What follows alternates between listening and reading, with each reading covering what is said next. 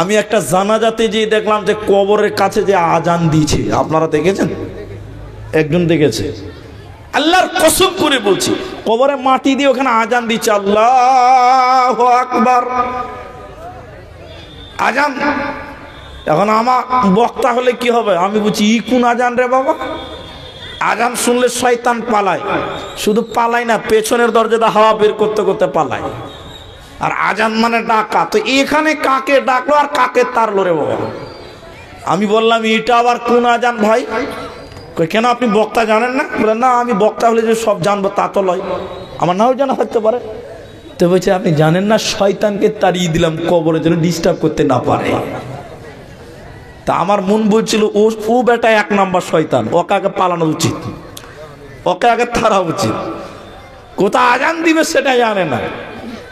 আরেক জায়গাতে দেখছি জালসাতে, কাগজটা কই, আরেক জায়গাতে দেখলাম, এই যে আরেক জায়গাতে দেখলাম কবরে দাফন করছে। এদিকে দেখেন, এদিকে একটা বড় হুজুর, আমাকে লাগবে না, আমাকে লাগবে না, একটা বড় হুজুর 22 হাতের পাগড়ি পরে আছে, মাইয়া দাফন করবে তখন খাতা কলম নিয়েছে আর জর্দা পান চাবাচ্ছে আর লিখছে রব্বি আল্লাহ দীনুল ইসলাম নবী মুহাম্মদ সাল্লাল্লাহু আলাইহি ওয়াসাল্লাম। এই 3টা প্রশ্ন লিখে কবরের ভিতরে ভরে দিল, আর দেওয়ার সঙ্গে সঙ্গে ওর বাড়ির গার্জেনারা ওকে 5000 টাকা দিল। কত দিল? তা আমি বললাম এটা কি হলো ভাই, কবরে কাগজ ভরে দিলেন যে? ওই যে মুলি সাহেব আমাদের বড় হুজুর লিখে দিয়েছি, এইটা দেখে দেখে কবরে উত্তর দিয়ে দিবে, কোনো টেনশন থাকলো না।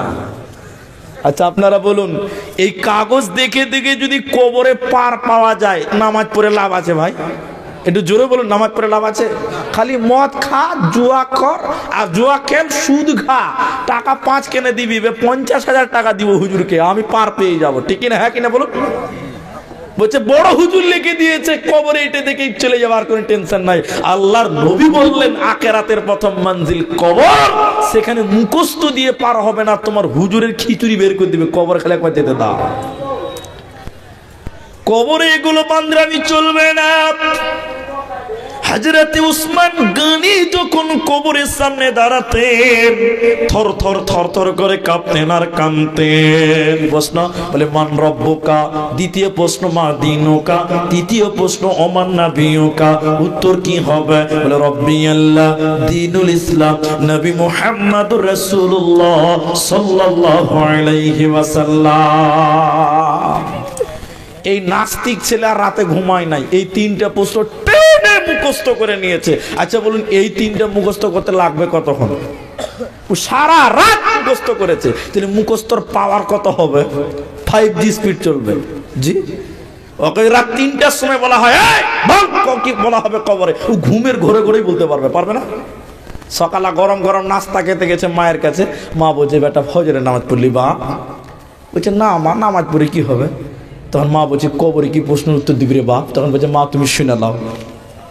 সারা রাত মুখস্থর হাফেজ হয়েছে, ওইটা রিপিট করছে। শোনো মা, নবীজি বলেছেন কবরে 2টি ফেরেশতা প্রশ্ন করবে, মান রব্বুকা মা দীনুকা ওয়া মান নাবিয়ুকা।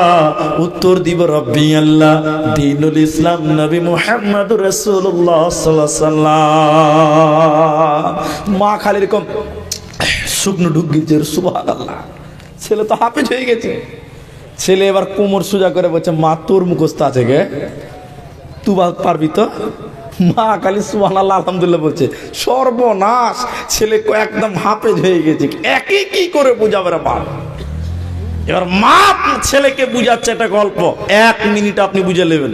মা বলছে বেটা রে, এই পেটে তুই হয়েছিস, তোর পেটে আমি নয়। তাহলে শুনেলে একটা গল্প 2 মিনিট না 1 মিনিটে হয়ে যাবে। 3 বন্ধুর মধ্যে একজনের কাছে ছিল ময়না পাখি।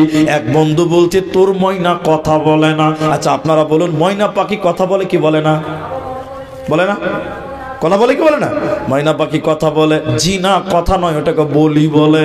ময়না কিচ্ছু জানে না, ওকে মুখস্থ করানো হয়েছে আসসালামু আলাইকুম কেমন আছেন, এটাকে কথা বলে না। আপনি ওকে বলুন ওয়ালাইকুম সালাম ভালো আছি, তুই কেমন আছিস, তোর বাপ কেমন আছেন, হা করে দেখবে, কিছু বলতে পারবে না। তাহলে ময়না পাখি কথা জানে না। মা বলছে 3 জনের মধ্যে একজনের ময়না আছে। একজন বলছে তোর ময়না কথা বলে না, 2 জন বলছে কথা বলে না, কথা বলে না। যে বলে না, বেগের ভিতরে করে একটা বিড়ালকে ভরে রেখে দিয়েছে। এবার পরীক্ষা করব। একজন যে বলছে ময়না বলছে আসসালামু আলাইকুম কেমন আছেন, বলতে হ্যাঁ কথা বলছে বা কথা বলছে। আরেকজন কে বলছে ময়না বলছে আসসালামু আলাইকুম কেমন আছেন, ঠিকই কথা বলছে। যে বলছে কথা বলে না ও যায় মুখে আওয়াজ না করে ময়না পাখির সামনে বিড়াল বের করেছে। এবার আপনারা বলুন ময়না পাখি বিড়াল দেখলে সালাম দিবে না ভয়ে লাফাবে? ভয়ে লাফাতে লেগেছে, সালাম কালাম ভুলে গেছে। মা বলছে বেটা এই ময়না পাখি সালাম ভুলে গেল কেন? বলে বিড়াল দেখেছে তার জন্য। মা বলছে বেটা রে দুনিয়াতে যতই কবরের প্রশ্ন মুখস্থ করিস না কেন রে বাপ, কবরে যখন মুনকার নাকির ফেরেশতা দেখবে মুখস্থ বিদ্যা সব ভুলে যাবে।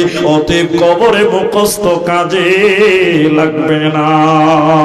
অতএব শুনে নাও নবীজি বলেছেন দুইজন ফেরেশতা এসে যে প্রশ্ন করবে এই প্রশ্ন যদি কেউ জীবনেও মুখস্থ না করে আর আমল ঈমান যদি পাক্কা ছাচ্চা হয় এমনিতে তার জবানে বেরিয়ে যাবে। অতএব কবরে মুখস্থ দিয়ে কোনো লাভ হবে না, এরই নাম কবর।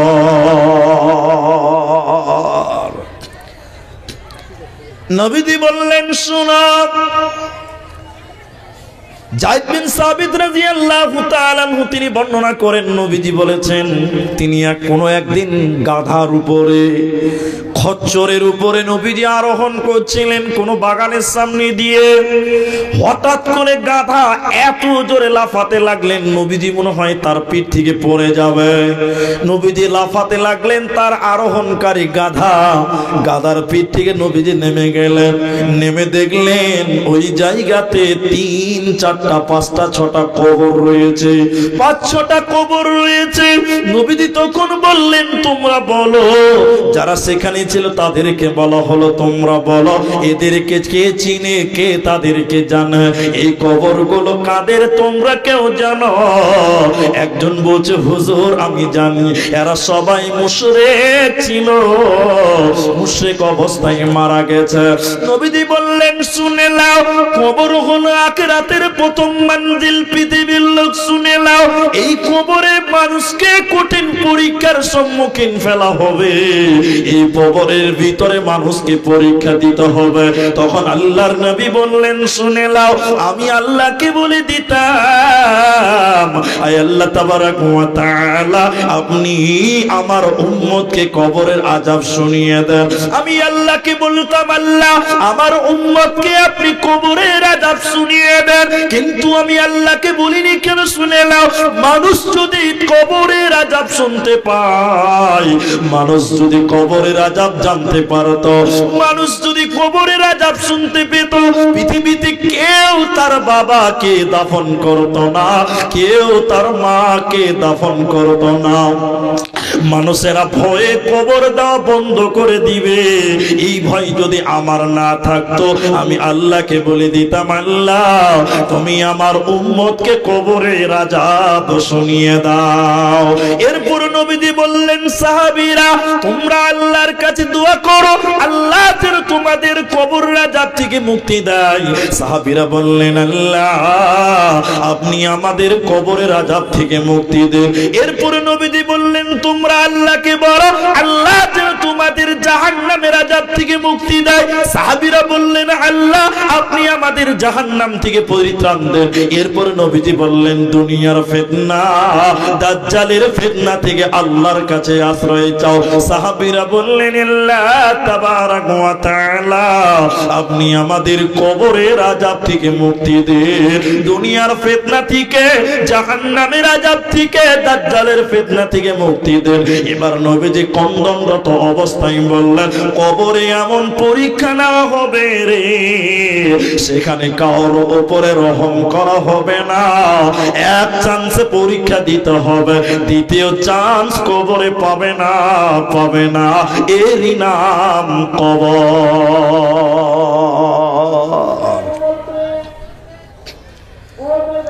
তাহলে 3খানা প্রশ্ন আপনি রেডি করে নেন। প্রথম প্রশ্ন মান রব্বুকা, তোমার রব কে? কে কবরে বলবে আমার রব আল্লাহ। কান করে শুনলেন, আল্লাহর কোরআন বললেন ইন্নাল্লাযীনা ক্বালু রাব্বুনাল্লাহ, ইন্না নিশ্চয়ই যে বাজারা, ইন্নাল্লাযীনা ক্বালু রাব্বুনাল্লাহ, নিশ্চয় আল্লাহকে যারা আল্লাহ বলে মেনে নিয়েছিল, সুম্মাস্তাকামু, আর এর উপরে যারা ইস্তেকামাত ছিল, বারকরার ছিল, ইন্নাল্লাযীনা ক্বালু রাব্বুনাল্লাহ সুম্মাস্তাকামু তাতানাজ্জালু আলাইহি, যারা আল্লাহকে আল্লাহ বলে মেনে নিয়েছিল, এর উপরে যারা দুনিয়া গড়েছিল, এরা যখন কবরে যাবে দুইজন ফেরেশতা তাদের কাছে এসে বলবেন আল্লাহ তাখাফু, তুমি ভয় পেও না, ওয়ালা তাহজানু, তুমি দুশ্চিন্তা করিও না, হে আল্লাহর বান্দা তুমি ভয় কেও না, দুশ্চিন্তা করিও না, ওয়া আবশিরু, তুমি গ্রহণ করো সুসংবাদ, বিল জান্নাতিল্লাতী কুনতুম তুআদুন, যে জান্নাতের ব্যাপারে পৃথিবীতে তোমাদের ওয়াদা দেওয়া হয়েছিল। অতএব দুনিয়াতে যারা আল্লাহকে আল্লাহ বলে মেনে নিয়েছিল, ওরা কবরে বলবে আমার রব আল্লাহ। তাহলে আল্লাহকে আল্লাহ বলে মেনে নিতে হবে। এবার আপনাকে আমি দুটো কথা বলছি, এদিকে শুনেন, আপনি আমার দিকে দেখেন, একটু বলবেন আপনারা। রব শব্দ, রব যার অনেকটি অর্থ, তার একটা হলো আইনদাতা। রব মানে আইনদাতা, রব মানে রিজিক দাতা, আল্লাহ রাজ্জাক। এখন যে ব্যক্তিটা রিজিক দাতা আল্লাহকে মানলো না, যে ব্যক্তি আল্লাহকে রাজ্জাক মানলো না, রিজিক দাতা মানলো না, ওই ব্যক্তি কি করে কবরে বলবে যে আমার রব আল্লাহ? এখন আমাদের সমাজের চির অবস্থাটা খালি একবার ভুলিয়ে দিই আপনাকে। একটা লোক ফতেপুর মোড়ে দোকান দিয়েছে, এইখানকারই কোনো একটা ছেলে ফতেপুরে দোকান দিয়েছে, নতুন দোকান, ভালো বিক্রি হচ্ছে না। টুক করে মুলি সাহেবের কাছে এসে, মাদ্রাসায় বা মসজিদ ইমামের কাছে এসে বলছে, হুজুর দোকানে খুব বরকত হচ্ছে না, বেচা কিনা হচ্ছে না, আপনি এমন একটা তাবিজ করে দেন যাতে আমার দোকানে বেচা কিনি বেড়ে যায়, বরকত বেড়ে যায়। আচ্ছা আপনারা বলুন, বরকত দেওয়ার মালিক কে? আল্লাহ। তা আল্লাহ বরকত দাতা, রাজ্জাক, রিজিক দাতা, ওইটা বাদ দিয়ে যদি মুলি সাহেবের কাছে আসে, তাহলে আল্লাহ রাজ্জাক টিকলো না বাতিল হলো? বলুন বলুন, বাতিল হয়ে গেল। তো সেই ব্যক্তি কোনোদিন কবরে বলতে পারবে না যে আমার রব আল্লাহ, ও বলতে পারবে না। রব মানে আইনদাতা। এখন আপনাকে যদি আল্লাহ বলে, আব্দুর রহমান আমি আইনদাতা, তোর বাড়িতে আমার একটা আইনও ছিল, মেয়েটা পর্দা করে না, ছেলেটা নামাজ পড়ে না, ছেলেটা মদ খায়, দারু খায়, কোনো আইন আপনার ঘরে নাই, তা আপনি কি করে বলবেন যে আমার রব আল্লাহ? সুম্মাস্তাকামু, এর উপরে যারা অবিচল থাকবে, আল্লাহকে মেনে নিবে, সর্বোপরি আল্লাহর উপরে ঈমান রেখে তার উপরে চলবে, আল্লাহ কোরআনে বলেন তাদের জন্য কোনো চিন্তা হবে না। এই ব্যক্তি বলবে আমার রব আল্লাহ। এখন কিছুদিন আগে সোশ্যাল মিডিয়াতে বলেছি, কালিয়াচকে একটা জলসাতে বলেছিলাম, মান্ডাইতে, মান্ডাই এই বক্তব্যটা রেখেছিলাম। সোশ্যাল মিডিয়াতে কিছু খিচুড়ি মানে জিলাপি হুজুর আমার এই বক্তব্যটাকে কাটছাট করে সোশ্যাল মিডিয়াতে ভাইরাল করে দিয়েছে, বা ভালো মানুষ জানতে পারছে, খুব ভালো, আমি খুশি আছি। আমি দেখেছি কালিয়াচকে, তারাও বলেছে না, তারাও দেখেছে, আপনারা খালি হ্যাঁ না বলুন। আমি একটা জানাজাতে যেয়ে দেখলাম যে কবরের কাছে যে আজান দিয়েছে, আপনারা দেখেছেন? একজন দেখেছে, আল্লাহর কসম করে বলছি, কবরে মাটি দিয়ে ওখানে আজান দিচ্ছে, আল্লাহু আকবার, আজান। এখন আমার বক্তা হলে কি হবে? আমি বলছি ই কোন আজান রে বাবা? আজান শুনলে শয়তান পালায়, শুধু পালায় না, পেছনের দরজাটা হাওয়া বের করতে করতে পালায়। আর আজান মানে ডাকা, তো এখানে কাকে ডাকলো আর কাকে তারলো রে বাবা? আমি বললাম এটা আবার কোন আজান ভাই? কেন আপনি বক্তা জানেন না? বলে না, আমি বক্তা হলে যে সব জানবো তা তো লয়, আমার নাও জানা থাকতে পারে। তো বলছে আপনি জানেন না শয়তানকে তাড়িয়ে দিলাম কবরে যেন ডিস্টার্ব করতে না পারে। তা আমার মন বলছিল ও বেটা 1 নাম্বার শয়তান, ওকে আগে পালানো উচিত, ওকে আগে থারা উচিত। কোথায় আজান দিবে সেটা জানে না। আরেক জায়গাতে দেখছি জালসাতে, কাগজটা কই, আরেক জায়গাতে দেখলাম, এই যে আরেক জায়গাতে দেখলাম কবরে দাফন করছে। এদিকে দেখেন, এদিকে একটা বড় হুজুর, আমাকে লাগবে না, আমাকে লাগবে না, একটা বড় হুজুর 22 হাতের পাগড়ি পরে আছে, মাইয়া দাফন করবে তখন খাতা কলম নিয়েছে আর জর্দা পান চাবাচ্ছে আর লিখছে রব্বি আল্লাহ দীনুল ইসলাম নবী মুহাম্মদ সাল্লাল্লাহু আলাইহি ওয়াসাল্লাম। এই 3টা প্রশ্ন লিখে কবরের ভিতরে ভরে দিল। আর দেওয়ার সঙ্গে সঙ্গে ওর বাড়ির গার্জেনারা ওকে 5000 টাকা দিল। কত দিল? তা আমি বললাম এটি কি হলো ভাই, কবরে কাগজ ভরে দিলেন যে? বলছে মুলি সাহেব আমাদের বড় হুজুর লিখে দিয়েছি, এইটা দেখে দেখে কবরে উত্তর দিয়ে দিবে, কোনো টেনশন থাকলো না। আচ্ছা আপনারা বলুন, এই কাগজ দেখে দেখে যদি কবরে পার পাওয়া যায়, নামাজ পড়ে লাভ আছে ভাই? একটু জোরে বলুন, নামাজ পড়ে লাভ আছে? খালি মদ খা, জুয়া কর, আর জুয়া খেল, সুদ খা, টাকা 5 কেনে দিবি, 50,000 টাকা দিব হুজুরকে, আমি পার পেয়ে যাবো, ঠিক কিনা? হ্যাঁ কিনা বলুন? বলছে বড় হুজুর লিখে দিয়েছে কবরে এটা দেখে চলে যাওয়ার কোনো টেনশন নাই। আল্লাহর নবী বললেন আখিরাতের প্রথম মঞ্জিল কবর, সেখানে মুখস্থ দিয়ে পার হবে না, তোমার হুজুরের খিচুড়ি বের করে দিবে, কবর খেলে একবার যেতে দাও। কবরে এগুলো বান্দরামি চলবে না। হযরতে উসমান গনি যখন কবরের সামনে দাঁড়াতেন, থর থর থর থর করে কাঁপতেন আর কাঁদতেন। আপনার কেমন ঈমান আছে? উসমান গনি খলিফাতুল মুসলিমিন, তিনি এত পাওয়ারফুল ঈমানদার ব্যক্তিত্ব হওয়ার পরেও কবরের সামনে গেলে অঝর নয়নে কাঁদতেন হযরতে উসমান। সঙ্গীরা বললেন আমিরুল মুমিনিন উসমান, কবরের সামনে এত কাঁদেন কেন? কিসের কারণে এত কাঁদেন? কিয়ামতের কথা শুনলে কাঁদেন না? আমিরুল মুমিনিন উমর বলছিলেন, হে রাসূলের সাহাবীরা তোমরা শুনে নাও, জাহান্নামটা পড়ে, কিয়ামতের ময়দানটাও পড়ে, পুলসিরাতও পড়ে, তার আগে আমাকে কবরে পার হতে হবে। যদি আমি কবরে ফেল করে যাই, আমার কোনো জায়গায় উপায় রবে না। এজন্য কবর দেখলে এত ভয় হয়, কিয়ামতের কথা শুনলে তত ভয় হয় না। নবী বলেছেন আখিরাতের প্রথম মঞ্জিল কবর। দ্বিতীয় নম্বর প্রশ্ন শুনেলেন, তোমার দিন কি? এই প্রশ্নটা আমি রেখে দিলাম, একটু পরে বলবো, 3 নাম্বারটা আগে বলি। দ্বিতীয় প্রশ্ন হলো ওমান নবিয়ুকা, কে তোমার নবী বলো? কবরে নবীর ব্যাপারে অনেক ভাবে প্রশ্ন করা হবে, দ্বিতীয়টা রেখে তৃতীয়টা আলোচনা করিলেই শুনে নেন। কবরের ভিতরে একটা কাগজ এইরকম করে কবরে দেখানো হবে, এইরকম আপনারা দেখেন নবীজির কাগজে একটা ছবি থাকবে, নবীজির ছবি কবরে দেখানো হবে। আমি যতবার বলবো ছবি, মনে করবেন রাসূলুল্লাহর ছবির কথা বলা হচ্ছে। মানুষ যখন কবরে যাবে, নবীজি বলছেন এরকম একটা ছবি মাইয়াতের সামনে তুলে ধরা হবে। এই ছবিটা হলো নবী মুহাম্মদুর রাসূলুল্লাহ সাল্লাল্লাহু আলাইহি ওয়াসাল্লাম। আর বলা হবে মান হাজার রাজুলুন, এই ব্যক্তিটা কে তুমি বলো?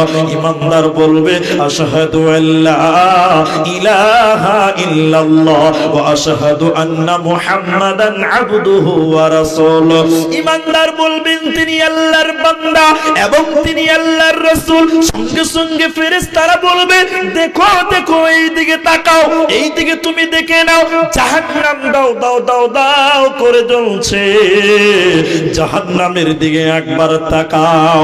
ইমানদার যখন জাহান্নামের জ্বালানি দেখবে, মুহূর্তে জাহান্নাম চরিত করে দেওয়া হবে, পরিবর্তন করে আল্লাহ জান্নাত দেখিয়ে দেবেন। ফেরেশতারা বলবেন ওরে আল্লাহর মুমিন বান্দা শুনে নাও, তোমার জন্য জাহান্নাম ছিল, যখন কবরে তুমি রাসূলের পরিচয় দিতে পেরেছো, সঙ্গে সঙ্গে জাহান্নাম চেঞ্জ করে জান্নাত দেওয়া হলো। অতএব তোমার কোনো চিন্তা রবে না, পাবে, রবে না, রবে না। কিন্তু রাসূল বললেন শুনে নাও, যদি মাইয়াত কাফের হয়, মুনাফিক হয়, যদি মাইয়াত বেনামাজি হয়, মুনাফিক হয়, ওই মাইয়াতের কবরে রাসূলুল্লাহর ছবি দেখানো হবে, নবীজির ছবি দেখিয়ে বলা হবে, ওরে বেনামাজির দল, ওরে মুনাফিকের দল, কাফেরের দল, তোরা বল এই ব্যক্তিটাকে, তুমি বলো হে মুনাফিক, তুমি বলো এই ব্যক্তিটাকে। কাফের মুনাফিক বলবেন লা আদরি, আমি কিছু জানি না, আমি তাকে চিনি না, এই ব্যক্তিকে আমার কোনো ধারণা নাই, কোনো জানা নাই। ফেরেশতারা তখন বলবে কবরের ভিতরে, তুমি তো পাগল ছিলে না, দুনিয়া বুঝেছিলা, সংসার বুঝেছিলা, ব্যবসা বুঝেছিলা, তাহলে তোমার বিবেক ছিল, তুমি কেন এই ব্যক্তির পরিচয় জানতে পারো না? দ্বিতীয় বলা হবে, ওরে আল্লাহর নাফরমান বান্দা, কিতাব ঘেটে কেন তুমি দেখো না, আল্লাহর কুরআন ঘেটে কেন এই ব্যক্তির পরিচয় নিতে পারো না? এবার ফেরেশতারা কবরের ভিতরে বিরাট বড় বড় লোহার ডান্ডা, বিরাট বড় বড় লোহার হাতুড়ি নিয়ে এত জোরে তাকে পিটানো হবে, এত জোরে তাকে পিটানো হবে, ওর পিটানোর কারণে বিকট কবরে আওয়াজ করবে, জোরে জোরে গাধার মতন চিল্লাবে, জোরে জোরে কবরে কাঁদতে থাকবে।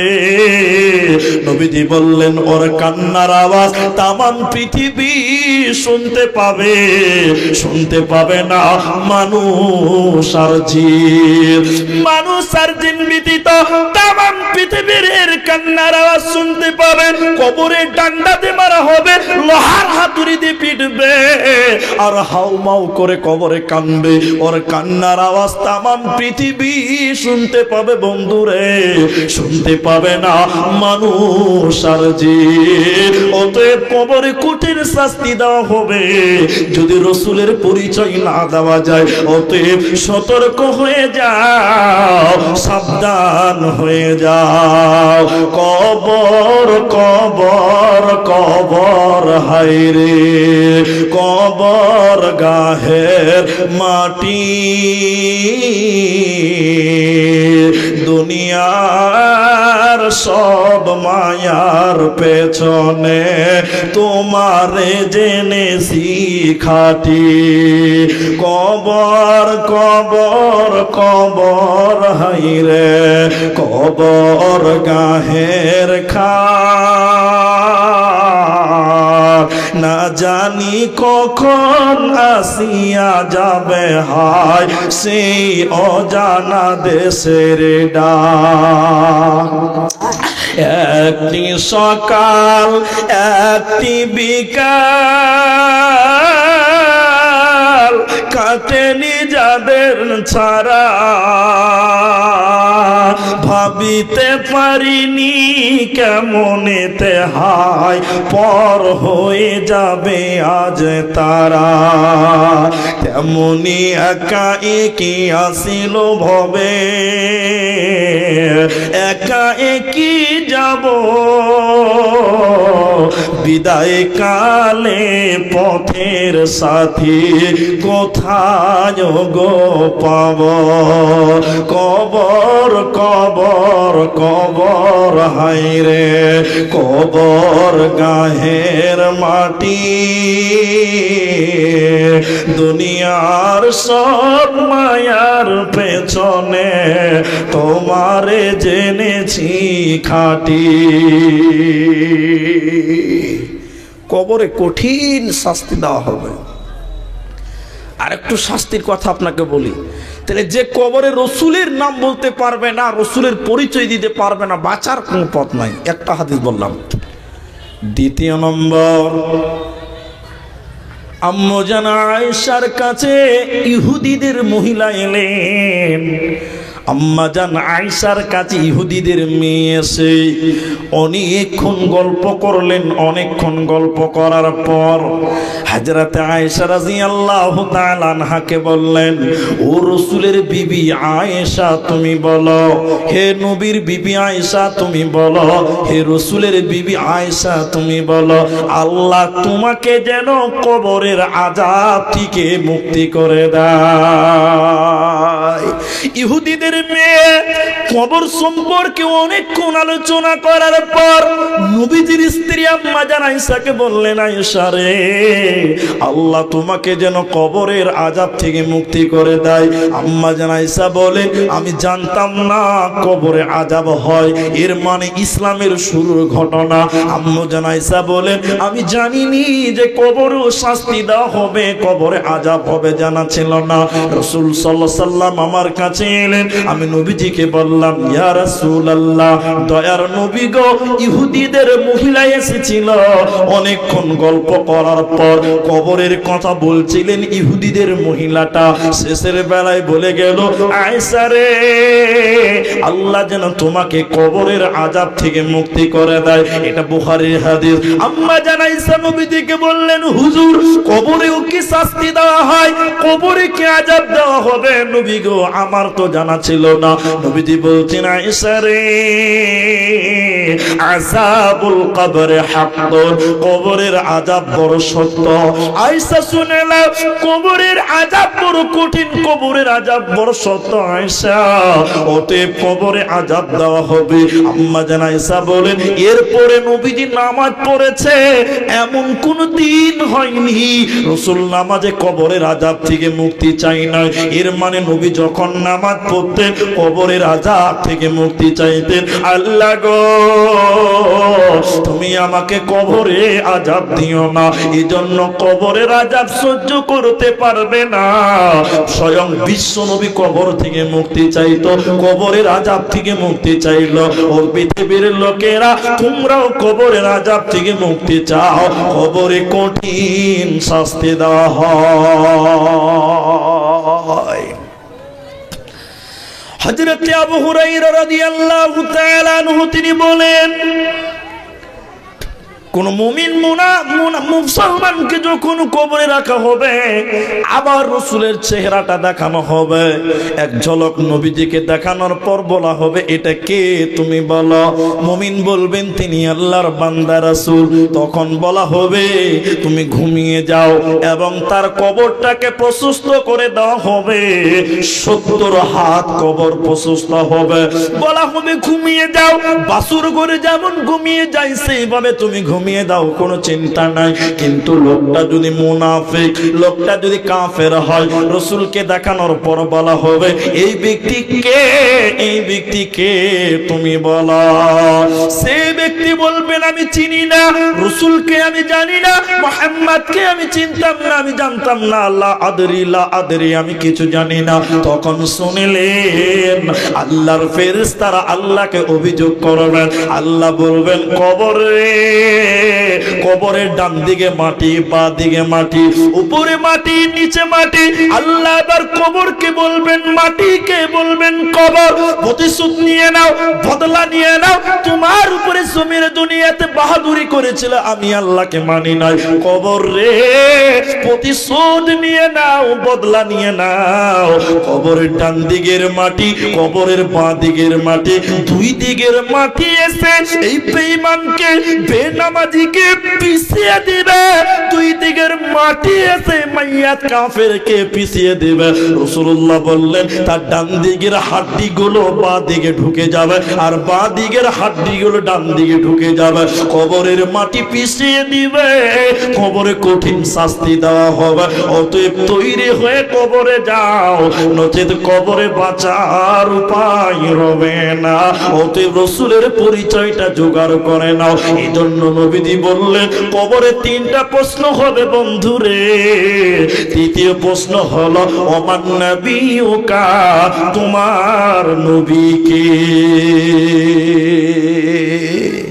একটা লোক সারা জীবন নবীকে মানল না। আচ্ছা, আপনারা একটু জোরে বলুন মহাব্বতের সঙ্গে, যে রসুলকে গালি দিল, রসুলের চরিত্র গঠন করলো না, আদর্শ পছন্দ করলো না, এই ব্যক্তি বলতে পারবে আমার নবী মুহাম্মদ সাল্লাল্লাহু আলাইহি ওয়াসাল্লাম? পারবে? পারবে না। কে পারবে? এটা গল্প বলছি আপনাকে, উপন্যাস। এই গ্রাম হাতি ছাপার একটা ছেলে গুয়াহাটিতে কাজ করে, আমাদের আসামে গুয়াহাটিতে কাজ করে, লেবার, জি, রাজমিস্ত্রি লেবার। গরিবের ছেলে রাতে এই চাদর ছিঁড়া ক্যাথা পেরে শুয়েছে। আল্লাহ, শুয়ে শুয়ে স্বপ্ন দেখছে, ওরে সুবহানাল্লাহ, স্বপ্নেতে কোটিপতি বিলিয়ন বিলিয়ন ডলারের মালিক, লাখপতি হয়ে গেছে স্বপ্নতে, আর শুয়ে আছে ছিঁড়া কাতাতে। বুঝতে পারছেন না? স্বপ্নে দেখছি এত টাকা বড় বড় কোম্পানি, আর ওর সঙ্গীরা বলছে স্যার আপনি কলকাতাতে একটা ফ্যাক্টরি করেন আরো বড় লোক হবেন। এই স্বপ্নে দেখছে যে 3-4 বস্তা টাকা নিয়ে 2-4টে BMW গাড়ি নিয়ে আসাম থেকে চললো কলকাতার দিকে, শিলিগুড়ি পেরোলো, কিষানগঞ্জ পেরোলো, রায়গঞ্জ পেরোলো, গাজল পেরোলো, মালদা পেরোলো, কালিয়াচক পেরোলো, 16 মাইল পেরোলো, ফারাক্কা ব্রিজে বলছে আরো জোরে চল কলকাতাতে ফ্যাক্টরি করবো। স্বপ্নে দেখছে ছুঁয়ে আছে কোথা? ছিরাকাতাতে। স্বপ্নে বলছে চল চল, ফারাক্কাতে উঠে গেল। যেতে যেতে স্বপ্নে দেখছে সামনে একটা 16 চাকা ডাম্পার আছে, ঘুমে চোখে মেরে দিয়েছে ধাক্কা। ও ঘুমে চোখে বলছে ঘুম ভেঙে গেছে। ঘুম ভেঙে দেখছে যা সালা ছিরাকাতাতে শুয়ে আছি বে, এখনই আমি কোটিপতি হয়ে গেছিলাম। আচ্ছা বলুন, এই স্বপ্ন যদি আমি ওকে 50 বছর পর বলতে বলি, এদিকে দেখেন ওইদিকে তাকাবেন না, আমার দিকে দেখেন, এই স্বপ্ন যদি এই ছেলেটাকে 50 বছর পর রিপিট করতে বলি, সম্পূর্ণ স্বপ্নটা বলতে পারবে? একটু যদি পারবে? পারবে না। কিন্তু সবটাই যদি ভুলে যায়, ভাই একটা জিনিস ভুলবে না, কোনটা বলুন তো? যাক বাবা বাঁচা গেল, ডাম্পারে যে খুন্দা মেরেছিল ওই থেকে বাঁচা, এইটা ভুলবে না। তার মানে স্বপ্ন পুরোটাই একটা স্বপ্ন, সব ভুলে যাবে, কিন্তু যেটা নিয়ে বেশি পেরেশান ছিল ওইটা কেউ ভুলবে না। কবরে কে বলবে আমার রাসূল মুহাম্মদ সাল্লাল্লাহু আলাইহি ওয়াসাল্লাম? যে ব্যক্তিটা রাসূলের আদর্শ নিয়ে ব্যস্ত ছিল, কোনটা করলে নবী খুশি হবেন, কোনটা করলে রাসূলুল্লাহ ভালোবাসবেন, খুশি হবেন, রাসূলুল্লাহর আদর্শ নিয়ে যে ব্যস্ত ছিল, রাসূলের চরিত্র নিয়ে যে ব্যস্ত ছিল, রাসূলকে ভালোবাসতো সর্বদা, কবরে সব ভুলে গেলেও আমার নবীকে সে ভুলবে না। ওর জবানে অটোমেটিক বেরিয়ে যাবে আমার নবী মুহাম্মদুর রাসূলুল্লাহ সাল্লাল্লাহু আলাইহি ওয়াসাল্লাম। সারা জীবন রসুলের দুশ্মনী করলো। একটা কথা বলছি, কেউ গায়ে নেবেন না। ইউটিউবার ভাই যারা আছো, তোমরা এই কথাটা তোমরাও শোনো, সবারই আমল করা দরকার আছে। নিজে শুনেন এবং প্রচার করেন আমার এই কথাগুলো। একটা লোক, আচ্ছা দাড়িটা রসুলের সুন্নাত না ভাই? তবে ওয়াজিবও বটে, কিন্তু একদিকে সুন্নত। রসুল রেখেছে তাই বলুন, তাই সুন্নত। রসুল রাখতে বলেছে তাই এটা ওয়াজিব। কথা বুঝতে পারছেন? এখন এই কথাগুলো পরিষ্কার ভাষায় বুঝেন, প্রচার করেন মানুষের কাছে। আমার এই বার্তাটুকু দিলাম আপনাকে, প্রচার করেন সোশ্যাল মিডিয়াতে এই কথাগুলো। এখন একটা ছেলে দোকানে সকাল সকালে যে রসুলের সুন্নাতটাকে কেটে একদম ক্রিম পালিশে 2 বছরের বাছুর বেনা গেল। আচ্ছা বলুন, লাপিত অমুসলিম সে দাড়ি যখন সকালে চেঁচে ফেলে দিল, দাড়িগুলো পকেটে ভরে রাখে না মাটিতে ফেলে? বলুন বলুন। দেখবেন ওই লাপিত দাড়ির উপরে সারাদিন পা দিয়ে দিয়ে দিয়ে দিয়ে দিয়ে হাঁটে না? রসুলের দাড়ির উপরে যদি পা দেয়, রসুল খুশি হবে তো নাকি? না নারাজ হবে? সারাদিন ওই লোকে 100টা কাস্টমার এসেছিল দোকানটাতে, 100টা কাস্টমার আপনার রসুলের দাড়ির উপরে পা দিয়ে দিয়ে হাঁটলো কি একটু? না হ্যাঁ বলুন, হাঁটলো। সন্ধ্যাবেলায় রসুলের দাড়িটাকে লাপিত পা দিয়ে খুঁচার পর ঝাড়ু দিয়ে একটা দোকানের কোণে রাখে। 7 দিন থাকবে, 10 দিন থাকবে। 10 দিন পরে যখন এতটি হবে, একটা বস্তাতে করে নিয়ে ওই স্ট্যান্ডের এমন জায়গায় ফেলবে যেখানে গোটা এলাকার লোক, এলাকার যুবকেরা ওই জায়গাতে পেশাব করে, ওই জায়গাতেই চুল দাড়ি ফেলে না? ওই জায়গাতে ফেলে না? ওইখানে রসুলের সুন্নাতটা ফেলা হলো পা দিয়ে খুঁচার পর। আর একটা যুবক ছেলে চেনটা খুলে যে দাঁড়িয়ে দিয়ে ছাচ্ছা করে রসুলের দাড়ির উপরে পেশাব করলো। আচ্ছা বলুন, এই লোকটার জন্য এই লোকটা কবরে রসুলের নাম বলতে পারবে? জোরে বলুন, পারবে? কোনো দিন পারবে না। অতএব রসুলের আদর্শ, রসুলের চরিত্র, রসুলের জীবনের আদর্শটা নিজের জীবনে নিয়ে আসতে হবে। তাহলে কবরে মুখস্থ করতে হবে না, এমনিতেই নবীজির নাম বেরিয়ে যাবে, নবী মুহাম্মদুর রাসূলুল্লাহ সাল্লাল্লাহু আলাইহি ওয়াসাল্লাম। দ্বিতীয় নম্বরটা শোনেন ভাই আমার, মা আমার।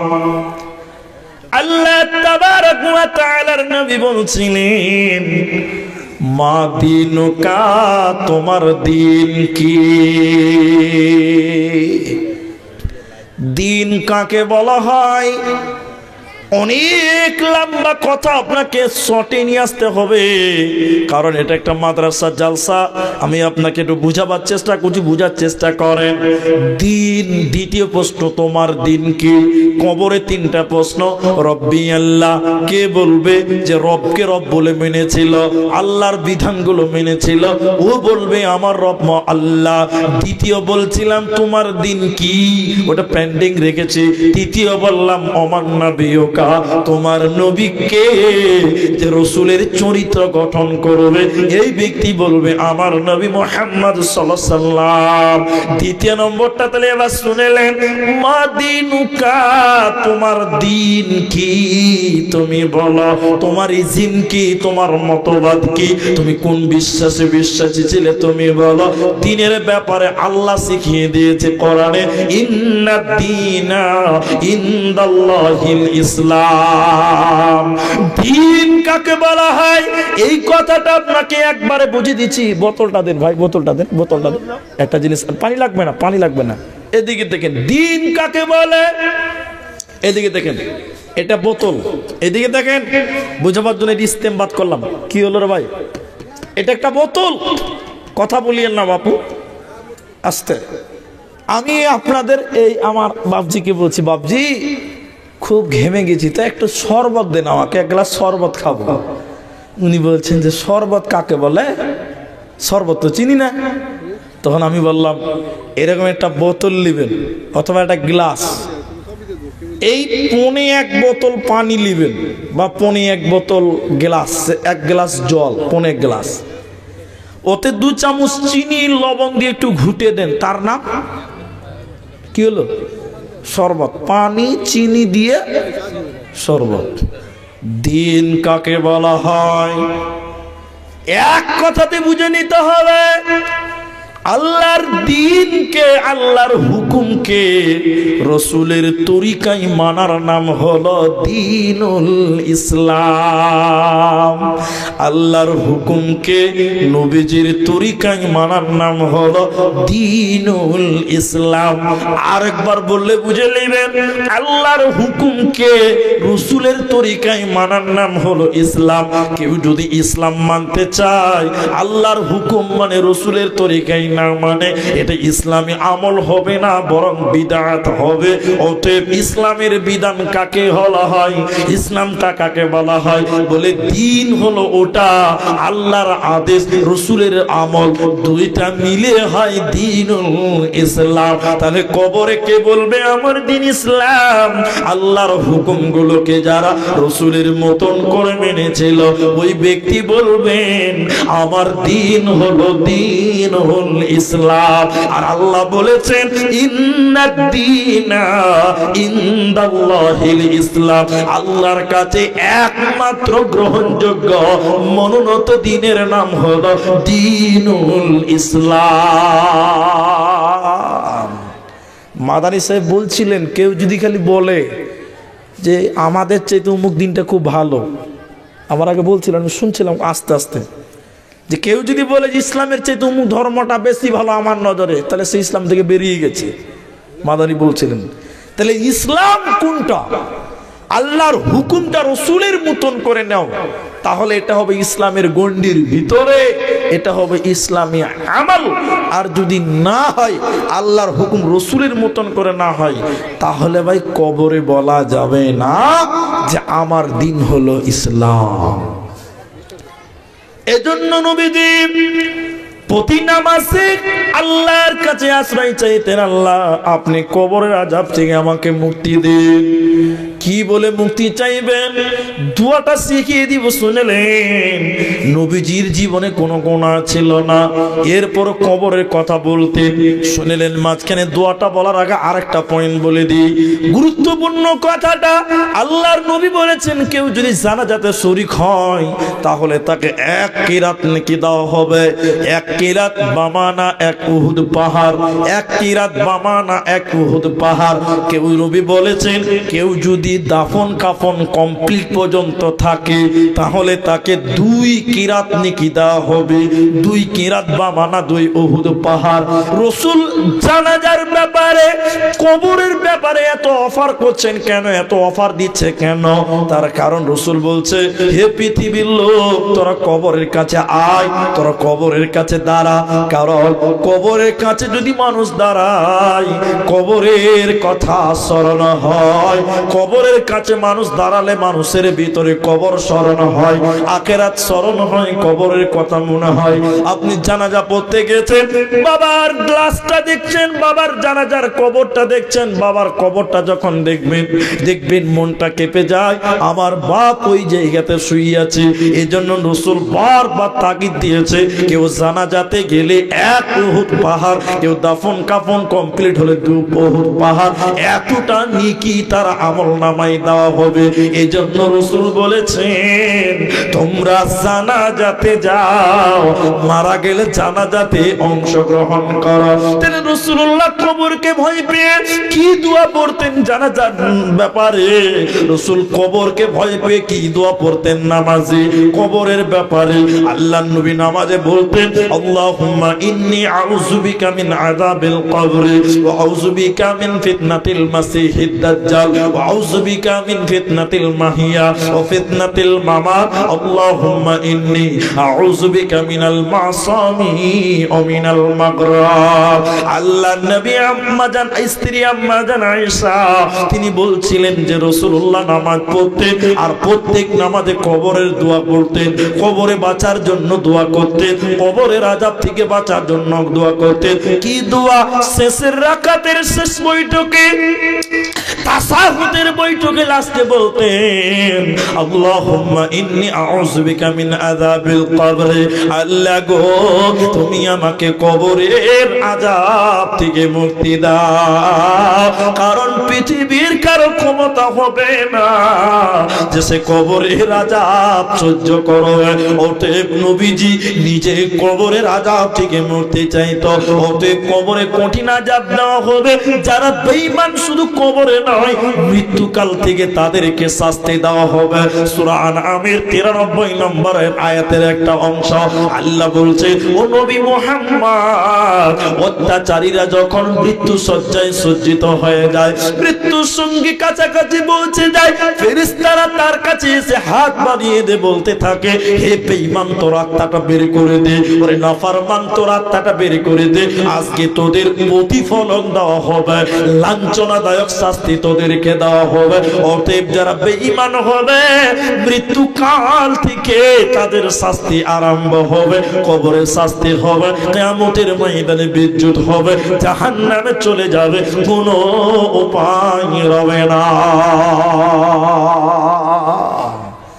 এজন্য হযরত ওমর রাদিয়াল্লাহু তাআলা আনহু বলছেন, নবীজি বলেছেন যে প্রতিটি মাইয়াতের কবরে জান্নাত এবং জাহান্নাম পেশ করা হয়।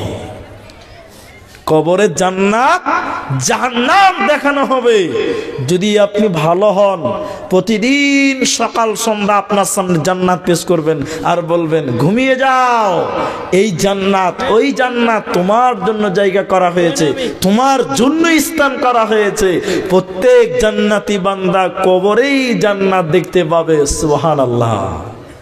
কিন্তু লোক যদি খারাপ হয়, ছচ্ছর বদমাশ হয়, এই মাইয়াতকে প্রতিদিন কবরে জাহান্নাম দেখানো হবে সকাল সন্ধ্যা। জাহান্নাম দেখিয়ে দেখিয়ে ওকে ভয় খেলানো হবে, দাও দাও করে জ্বলছে, এই জায়গাটা তোমার জন্য না ফারমান, এই জায়গাটা তোমার জন্য। অতএব মরার আগে কবরের জন্য প্রস্তুতি নাও, না হলে প্রস্তুতি না নিয়ে যদি কবরে চলে যান, কবর আপনার জন্য আরো জটিল হয়ে যাবে। কবর দৈনিক 3টা কথা বলে। কোন দার্শনিক বলেছেন, কোন গবেষণায় বলেছেন কবর দৈনিক 5টা কথা বলে, কোন গবেষক গবেষণা করে বলেছেন কবর দিনে 3টে কথা বলে। এটা হাদিস নয়, এটা তাদের গবেষণা মাত্র। কবর 3টে কথা বলে, কখনো 5টা। কবর বলে আমি অন্ধকার ঘর, হে পৃথিবীর লোক তুমি আলো নিয়ে এসো। প্রতিদিন আপনার কবর আপনাকে ডাকছে, হে বান্দা আমি অন্ধকার ঘর, তুমি আলো নিয়ে এসো। কবর অন্ধকার না বাপ? অন্ধকার। প্রতিদিন কবর বলে আমি সাপ বিচ্ছুর ঘর, তোমরা অস্ত্র নিয়ে এসো বাঁচার জন্য। কবর প্রতিদিন বলে মাটির ঘর, বিছানা নিয়ে এসো। প্রতিদিন আপনাকে নিয়তে ডাকতে থাকে। আপনার কবর আপনাকে ডাকছে যে বান্দা আমি অন্ধকার ঘর, আমি সাপ বিচ্ছুর ঘর, সেখানে সাপ বিচ্ছু বড় বড় সাপ থাকবে, এই ঘর আমি। অস্ত্র নিয়ে এসো, মাটির ঘর, বিছানা নিয়ে এসো। কি বিছানা, কোনটা বিছানা, কোনটা আলো, কোনটা অস্ত্র? এই 3টে কথা যদি বলে দিই তাহলে অনেকে মনে করবে যে মুলি সাহেব চালাকি করছেন। শোনেন আপনাকে আমি যে কথাটা বলছি। কবর বলে অন্ধকার ঘর আলো নিয়ে এসো। কিসে কবরে আলো জ্বলবে?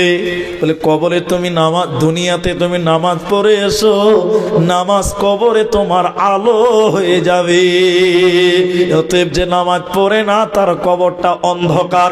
একজন গবেষক বলছে 3টে কথা বলে কবর আমি অন্ধকার ঘর, কবরে দরজা নাই, জানলা নাই, লাইট নাই, ফ্যান নাই, কিছু নাই, আলো হবে কি? দুনিয়াতে নামাজ পড়ো, তোমার চেহারাতে নূর জলজল করবে, কবর জোনাক হয়ে যাবে, আলোয় আলোকিত হয়ে যাবে। কবর 2 নম্বরে মাটির ঘর, বিছানা নিয়ে এসো, মাটিতে শুতে হয়, বিছানা কি হবে? যাকাত দা, বিছানা দা, তুমি কি করো? কবরটা বিছানাহীন ঘর, যেখানে কোনো বিছানা নাই। বলে তুমি দুনিয়াতে দান করো, বিছানাতে কি হবে? দান তোমার বিছানা হবে, সাদগা তোমার বিছানা হবে। কবর 3 নাম্বার বলে সাত বিচ্ছুর ঘর, তুমি সেখান থেকে বাঁচার জন্য অস্ত্র নিয়ে এসো। অস্ত্রটা হলো যাকাত। যে ব্যক্তি যাকাত দেয় না তার গলাতে সাপ ঝুলিয়ে দেওয়া হবে, আর সাপ তার কবরে, তার কপালে, তার পাঞ্জরে স্টেপ মারবে। অতএব যদি সাপের কামড়, বিচ্ছুর কামড় থেকে বাঁচতে হয় দুনিয়াতে যাকাত দিতে হবে, যে যেটুকু দেওয়ার মতন। যাকাত খাবে কে? যারা যেখানে এতিম মিসকিন তারা খাবে। যদি আপনার মাদ্রাসা এতিম থাকে, গরিব থাকে, মিসকিন থাকে, মাদ্রাসাতে যাকাত দেন, কোনো অসুবিধা হবে না। যাকাত দিলে কবরের শাস্তি থেকে বাঁচা যায়। শুনিলেন কবরের শাস্তি থেকে বাঁচবেন কি করে? যেখানে সেখানে পেশাব করবেন না, গাছের তলায় পেশাব করবেন না, যেখানে মানুষেরা বিশ্রাম নিতে পারে, বসতে পারে, সেরকম জায়গায় পেশাব করবেন না। নদীর ঘাটে, পুকুর ঘাটে, আপনার কিনা পানিতে আপনি পেশাব করবেন না। এই পানিতে পেশাব করলে, গাছের তলায় পেশাব করলে কবরে আযাব হয়। আর বিছানা কি হবে? দান সাদকা করলে যাবতীয় বিপদ আপদ থেকে বাঁচা যায়। রাসূল বলেছেন সাদাকাতু তারাদ্দুল বালা, মানুষের জীবনে বড় বিপদ হলো কবর, এটা একটা বিপদ। যদি দান করেন, সাদকা করেন, বিপদ দূর হবে, বালা দূর হবে, বিপদ দূর হবে। এজন্য রাসূল বলেছেন as-সাদাকাতু তারাদ্দুল বালা, দান সাদকা করলে বালা বিপদ আপদ দূর হয়ে যায়। আর বান্দার জীবনে কবর হলো একটা বড় বিপদের জায়গা। অতএব সেই বিপদ থেকে বাঁচতে গেলে দুনিয়াতে দানের হাত তোমাকে প্রশস্ত করতে হবে, তাহলে তুমি কবরে আনন্দে আনন্দিত হবে, কবরে জান্নাত দেখতে পাবে, বাসুর ঘরের মতন ঘুমিয়ে যাবে, কোনো চিন্তা রবে না, রবে না। ভাইয়া, সেই কবরে আপনার বিছানা হবে জান্নাতের, সেই কবরে নূরে মনোয়ার করতে হবে।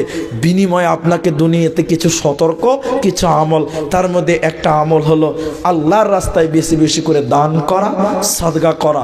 আমি চলমান গাড়ি, এখন আছি, কিছুক্ষণ পরে নেমে যাব, চলে যাব।